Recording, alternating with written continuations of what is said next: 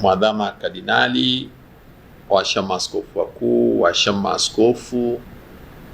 waumini wote wa Kanisa Katoliki, wapendwa wanajamii wa Tanzania, Baraza la Maaskofu Katoliki Tanzania, asubuhi ya leo limepokea taarifa za masikitiko makubwa ya kuondokewa na mpendwa wao Baba Askofu Bernardin Mfumbusa, askofu wa jimbo la Kondoa, ambaye amefariki akiwa katika hospitali ya Benjamin Mkapa Dodoma alipokuwa akipatiwa matibabu mnamo saa 11:45 alfajiri asubuhi ya leo. Ni tukio la ghafla kwa sababu ni kweli alikuwa anapata matibabu ila kuanzia jana alipata tatizo la wanaita cardiac arrest asubuhi, na hiyo ndio ikapelekea hali yake kutokuwa nzuri, na akiwa uaskofuni kwake Kondoa akamkimbiza kwenye hospitali ya Benjamin Mkapa, ambako pia usiku walipomfikisha baadaye tena akapata cardiac arrest nyingine.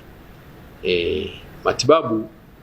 ya mwanzo yalionyesha matumaini, lakini ilipofika jana usiku hali ilizidi kuwa tete, na hata hiyo muda ukafika akawa ametuacha. Ni kwa masikitiko makubwa tumepoteza askofu kijana ambaye ana miaka 64, amezaliwa mwaka 1962. Kiuongozi ndio alikuwa tu ameanza, na amepewa askofu mwaka 2011 akiwa askofu mwanzilishi wa jimbo Katoliki la Kondoa, na hivi bado jimbo changa, na ameliacha akiwa analitumikia kwa moyo wake wote na nguvu zote. Kwa hiyo tunapenda kutoa taarifa hii kwa jamii yote, na tunapenda pia kuelezea kwamba kama Wakristo tunamwamini Mungu ambaye ndiye aliyetuumba sisi kwa sura na mfano wake, ambaye anatushirikisha maisha yake ya kimungu tukiwa hapa duniani kwa matendo yetu mema,